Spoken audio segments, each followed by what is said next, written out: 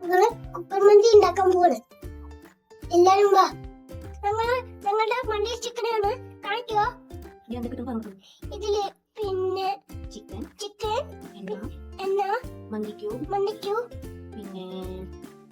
പിന്നെ മസാല ഈ മസാല മുട്ട ഇത് മസാല കാണിച്ചു എല്ലാവരും ഈ മസാലപ്പൊടി അല്ലാണ്ട് മസാലപ്പൊടി വാങ്ങണം.